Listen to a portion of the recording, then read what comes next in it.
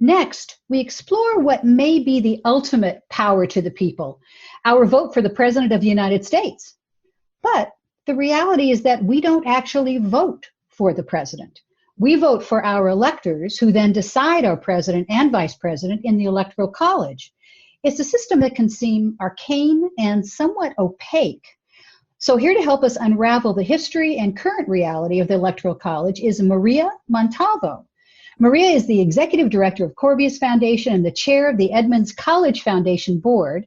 She holds a Master of Arts of Economics and Political Science from the University of New Mexico and has lectured on the Electoral College, including a recent presentation to the League of Women Voters. Maria, thank you for joining us on Magazine on the Air. Thank you so much, Karen. Happy to be here.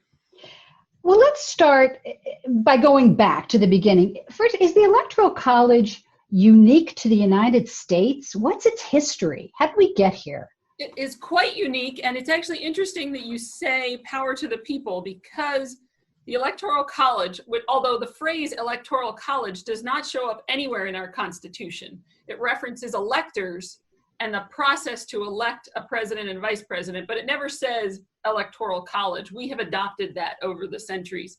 But the Founding Fathers actually created this system to elect a president and a vice president in order to, believe it or not give the power to the people. They were very explicit in their interest to create a system where we would nominate people or appoint people to become electors, to select the president and the vice president, but they did not actually want individuals to make those decisions. They felt that typical Americans were not capable of making all of the thoughtful decisions necessary, and that only a few of the fittest of people, and they actually use the term fittest of people, were capable of making the decision for who should be president and who should be vice president. So this was included in our original Constitution, but then it's changed a bit over time via constitutional amendment. Can you talk a little bit about that? Sure. And the 12th Amendment was actually what changed the Electoral College process. And what happened is, when the Constitution was first written, the most difficult decision they made was actually the election of the president and the vice president. They spent an inordinate amount of time talking about this process. Of course, there were a lot of reasons behind that. You had a lot of, especially slaveholding states, that were trying to make sure that they had enough power to ensure that they had a voice in who was elected to our executive branch. But they also did not foresee the significant power of political parties rising so quickly. And so the 12th Amendment was actually an attempt to limit that, because there was too much wrangling going on, to be honest with you. And the Founding Fathers actually thought that there would be a lot of wrangling. They wanted discussions about who would be the best president and who would be the best vice president. So in the 12th Amendment, they decided, okay, you don't just vote for the top three votes, which is how it was originally written. You know, you would vote for your top three people, and the top two were named president and vice president. But they realized there was too much going on, so they changed it. So you actually had, each of the electors had to vote for a president and also vote for a vice president separately. And in a nutshell, the way it works is, as you said, when we vote for president, or when we think we're voting for president, we are voting for a slate of electors in our state. It could be a Republican slate, it could be a Democratic slate. Those electors go to make the decision. But it was written very clearly that those electors have the freedom to exercise their own judgment and to make their own decisions. And so when they would come together, that's why they changed in the 12th Amendment to have them vote separately. They actually thought they were going to make it better with the 12th Amendment and lessen the power of the parties, and they just could not foresee where we would get over the 100 and now 200 years to come. And so I want to talk a little bit about the number of electors and how that's determined. So each state has a complement of electors that is assigned to them. Yes. How is that determined? You know, obviously we know every state has 2 senators, so it's 2 plus the number of representatives. So basically House of Representative members that state has. The lowest states would be states like Montana or Wyoming. They only have one representative and two senators, so they have three electors. So it's actually one of the reasons, again, why the census is so important, because not only does it determine services and a wide number of things and your representation in Congress, it also represents the number of electors that your state gets to use to vote for the president and the vice president of the United States. So in your view, does it feel that those numbers are actually balanced? I have heard some debate that states that it seems that the larger states are actually underrepresented and the smaller states are overrepresented. Can you speak a bit to that? Actually, underrepresentation and overrepresentation are two, in my opinion, of the most significant problems with the Electoral College. When it comes to underrepresentation, you're looking at a state like California, where they have more than 720,000 people are represented by one elector in California, whereas a state like Wyoming, 190,000 people are represented by one elector. So basically, the individual person votes in Wyoming count almost 4 times as much as the votes in California. So, my vote in Wyoming is worth 4 times as much as your vote would be in California. So that's where you see overrepresentation just by pure numbers of how many electors they have. But then you also have overrepresentation when you consider situations in certain states, especially states where voter suppression is a significant issue. Because we all know, of course, that voter turnout is low. So, Yes. as voter turnout continues to drop, time after time, and even though it's highest in presidential elections, you're still looking at, 56% voter turnout in the last election. So immediately it's that 56% that's actually being represented in voting for president. But then also, if you have certain groups are voting more easily, more readily, they have more available means to vote, and or aren't having their names taken off of voter rolls. So if you think of all the ways that votes are suppressed, then you also have an overrepresentation in certain states where fewer and fewer people can vote. So in a state like Washington, where you can just mail in your ballot, anybody who wants to vote can vote. It's much easier for us to ensure that we're represented. Whereas in a state like Georgia or in other states, Georgia and Texas are actually the two states that have the most significant problems of actually overrepresentation of a smaller portion of the population in terms of their selection of those electors, because a smaller percentage of their populations actually are able to vote.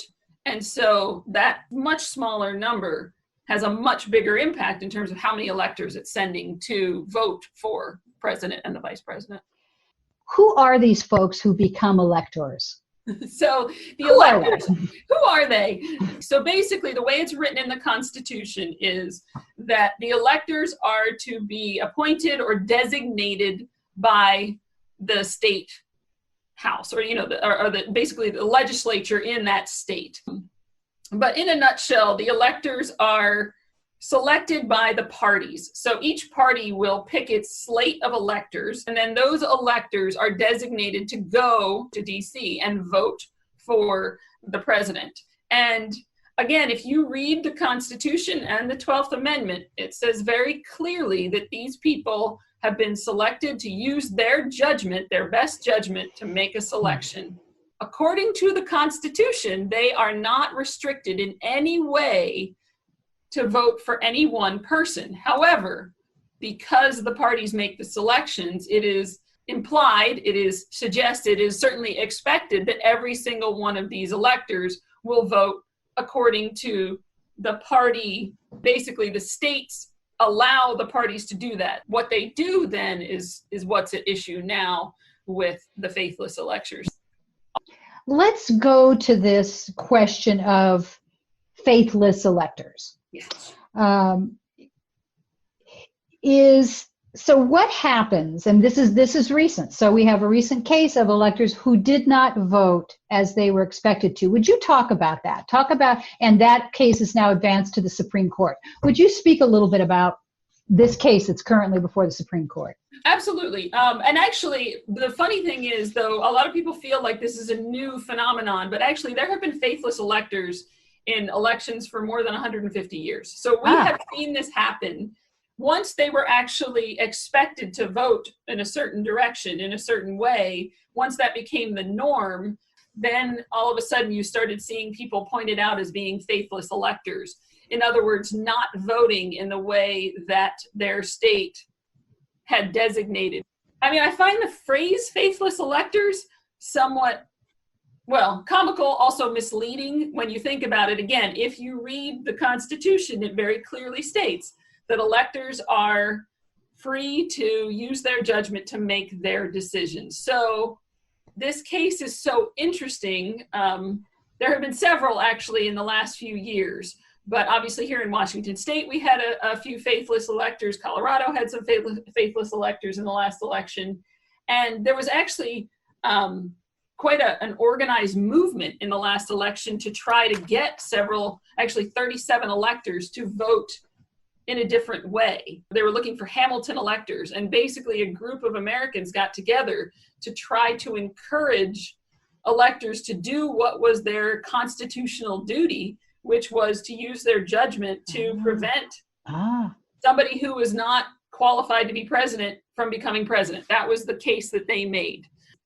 Obviously, they did not succeed. So the whole concept in 2016 was to take advantage of the fact that the Electoral College is fundamentally structured so that electors can make whatever decision they believe to be correct. And it's so great that we can actually now hear, the Supreme Court arguments. Yes. Geeks who like that kind of thing, like us. Yeah, it's great. Just to see what was said during this last hearing. And you had two sides. Lessig, it was one of the attorneys, he's the better known, he's the one that's quoted more often. He's been talking about how important it is for those faithless electors to be able to make their own decisions. And then if you listen to the different responses from several of the justices, they're throwing around words like chaos and, that this could have no limits, I believe is what Roberts said. If we let this go and let everybody do what they want. You also hear Alito saying that we have to interpret the Constitution to mean what it means. And so you've got all of the justices really struggling. And Justice Thomas talked more than I think, he hardly ever does, brought up the concept of corruption, which then several of the liberal justices also brought up. Well, then if an elector can vote for whoever they want, then couldn't their votes be bought? But that is actually addressed in the Constitution. And it's very clear that you are not allowed to sell your vote and that there are clear ways around that. But the Constitution was fundamentally written to allow an elector to vote for whoever they want to vote for. I just don't really know which way they're going to go. I mean, they're expecting the decision to be made in July. And I think that there is just too much concern that hearing this case during an election year, during a pandemic, during such a divisive time, I do wonder how they are going to react, because I think they would worry about the chaos that could ensue if it's determined that an elector can truly vote for whoever they want, although that is what the Constitution says. But of course, it's not like we perfectly interpret the Constitution anyway. I mean, when it comes to the Electoral College, because, one of the rules in the Electoral College is that an elector can't vote for anybody who's from the same state as they are. So if you correct. Yes. Yeah, you look into the old Bush Cheney time. That's why Cheney all of a sudden was from Wyoming instead of Texas, was because both he and Bush were from Texas, and they're like, oh, we have to fix this. We have to make him be from another state. So all of a sudden Cheney sells his house in Dallas, moves to Wyoming where he had a vacation house, or stays there and gets a driver's license in Wyoming. But all of that was done just to sort of as a workaround around some of those more obscure rules in the Constitution. Granted, leave it to them for being on top of it enough to know that they should do that. Yes, I was not aware of that. That's the first I've actually ever heard that. Yeah, it was a fascinating story. Yeah, again, Karl Rove, I mean, that campaign it's worth reading about. In terms of how we interpret their actions, again, it's more of an agreed upon process. It's more of a procedural I wouldn't call it a wink, wink, nod, nod, but it has been decided, sort of as a society, that our electors will vote according to the party that put them on the slate, because that's why they're there. And so they're there to represent that slate. But it is not actually in line with what the Constitution says. Huge decision that's going to come down then. It's an absolutely huge decision. They have not, up to this point, heard a case. They have not wrestled with this question before.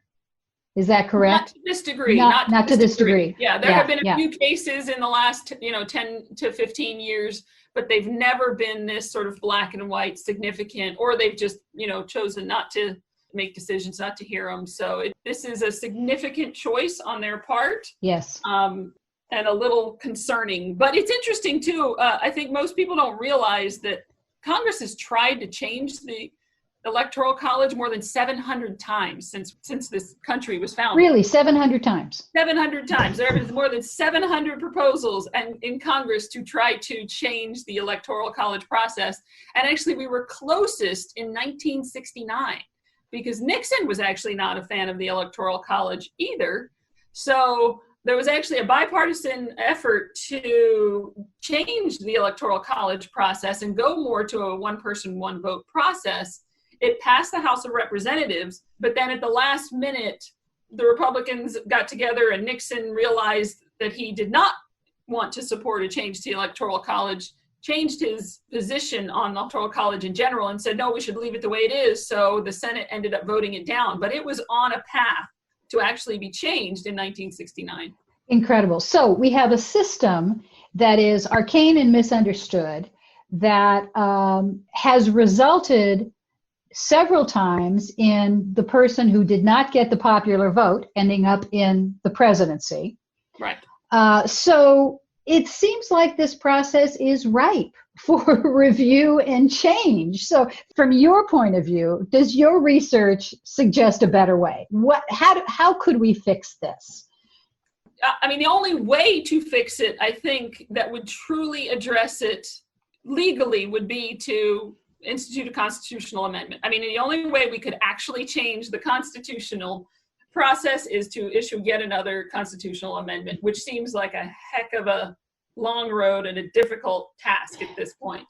Obviously, states, movements could, individual states could get together and again make the decision to create a more representative process, which would mean that we are not winner-take-all states and that all the states would apportion their electors based on the votes that were cast by the citizens. And the easiest way to do that is a district-wide allocation. And so, and it was actually proposed over and over again in the early 1800s. The last time that there was a really strong attempt was in the mid-1860s. Again, about that period of time was when Congress really tried to say, let's make it be a district system where each state will allocate their electors based on the districts in their states, and the numbers would not be a difficult process, would be relatively easy to do today. Some of the other proposals on a state level are that if you don't have any candidate that at least gets a majority in the state, aka over 50%, then there's a runoff. And so there's been a lot of discussion of runoffs as well as being a fair way so that you can at least ensure that whoever wins in the state gets the actual majority of the votes, because very rarely do candidates even, get the majority of a vote in a state when you look at gerrymandering, which is one of the challenges with the district system. But yes, you do see that very often you don't actually have a candidate even getting the majority in a state. When you look at all the different things that will impact that, Trump actually did not win the majority of the states that were the swing states that helped him to become president and helped him get those electoral votes that got him to 270. But he got a plurality, so he got just enough. He got more than Hillary Clinton did, and so that changed the system. So if you could at least ensure that somebody needs to get the majority of the votes, then at least you can honestly say that the electors voted in a way that represented at least the majority of each state, which is still not the case today. Well, and that would require sort of states making that writing that into their state constitutions or into their rules. Yes, That, exactly. yeah, They would just have to change their voting rules, just like, again, you have a state like Maine that changed its rules so that we're going to allocate our electors according to our votes. And then you have other citizen action efforts that are going on. A lot of people, especially earlier in the year, we're talking about the National Popular Vote movement. Yes. Which is ironically a way to take advantage of the faithless elector loophole in the Constitution, which was to say that as long as you could get enough states to agree to sign on to this interstate compact and to say, we will ensure that our state votes along with the national popular vote. So what would happen is the states that sign on to this compact would say our electors will vote for whoever gets the majority of the votes in the country. So in the last election, any state who is part of this movement would have ensured that their electors voted for Hillary Clinton because she got the majority of the votes in the country.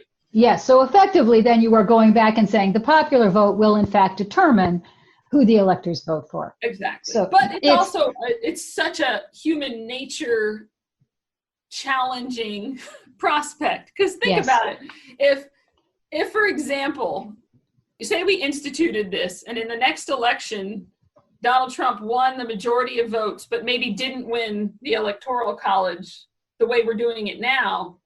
Under this National Popular Vote movement, and Washington has signed on to it, by the way, basically said that if you get to enough states, we will operate this way. Every elector in Washington state, who would most likely be a Democrat, because it's going to be our most, we tend to vote blue, would have to vote for Donald Trump. Can we imagine that all of our electors, diehard Democrats, would be willing to vote for Donald Trump in the next election? So when you look at it from that perspective, I think it raises that chaos question that the Supreme Court was wrestling with. It does. When you allow things to be this loosey-goosey, again, how the founding fathers wrote it, but they also expected a small group of people to meet in a room and hash it out, in person and call each other names like Hamilton called Burr names. And yes, and of course they at that point they would have been all men as well. So all white men would have been all white men before the 19th Amendment. Well, last question I have for you: any recommendations for listeners who would like to learn more? Is there a favorite book or website or something that you go to that has engaged you in some of these questions? Any place you'd suggest people go to learn more?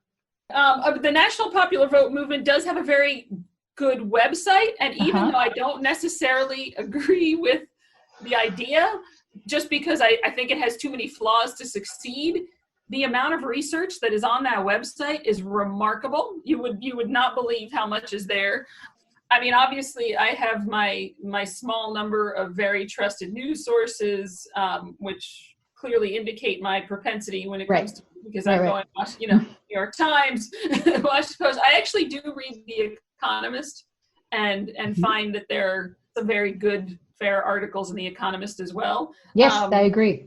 Yeah, so I think, it's just a matter of keeping yourself knowledgeable. And again, geek out every once in a while, and go and listen to some of the Supreme Court arguments and read their website. They've got a great website. Once you can go to the Supreme Court, I highly recommend it. It's beautiful and full of information.